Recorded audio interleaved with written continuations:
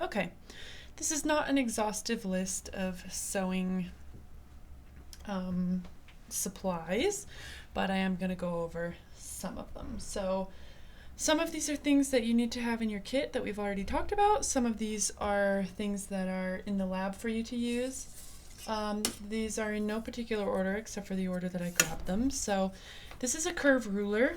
You probably won't really be using this until you're working with physical patterns, and then maybe in your final project if you need to create a curve. So they're helpful for arm curves mostly, and then also truing up lines if you are altering a pattern.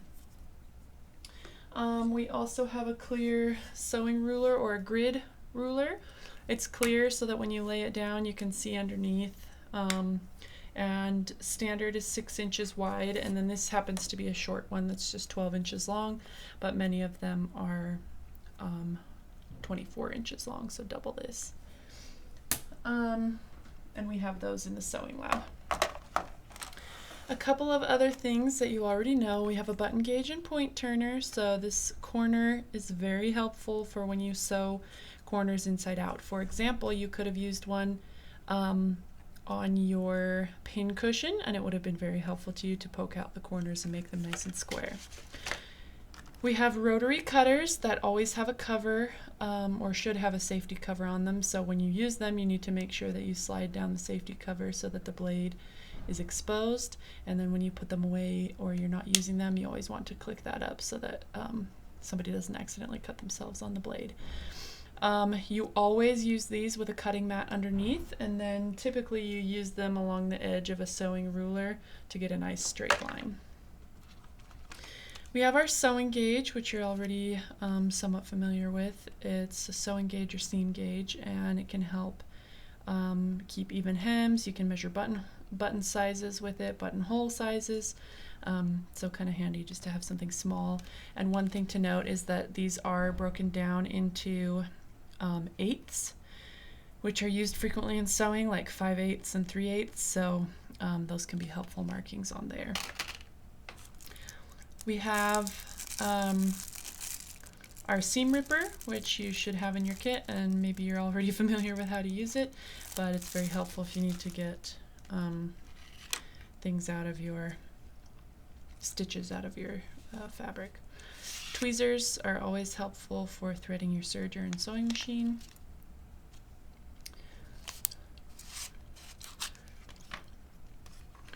Your oh, we already looked at that, sorry. Your little scissors can, I just want to be clear that they can cut fabric, but you will not cut large pieces of fabric effectively because the blades are so short and you'll get super choppy lines. So these are primarily for snipping thread. It's not that they can't cut fabric, it's just that it's not the best way to go about it. But you want to keep these handy pretty much all the time to trim off your threads from the sewing machine. We have several different kinds of chalk markers, but you can see that this leaves a very fine line of chalk that just brushes off your fabric. These, you have one of these in your kits, and they are a very effective marking tool and one of my favorites. This is Fray Check. You should have used this in your sewing machine practicum on your buttonhole. You don't use it on large areas of raw edges of fabric.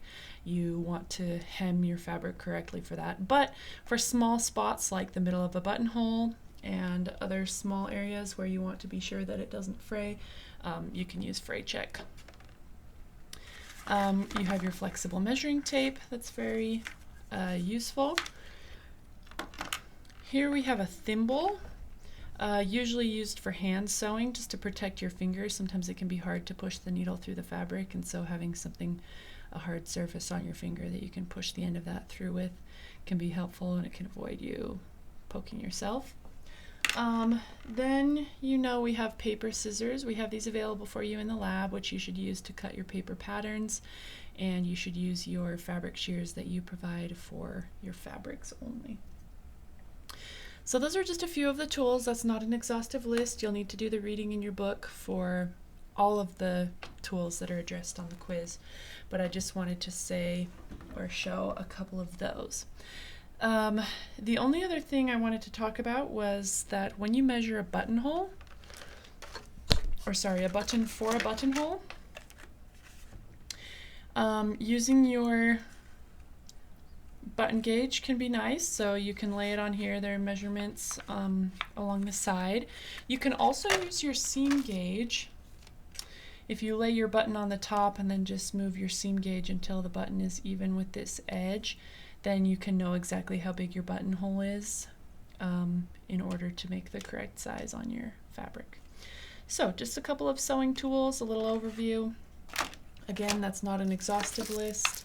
There are more things mentioned in your textbook in the reading for this week, but just wanted to show you a couple of the tools in person again and go over what's the purpose of some of those are.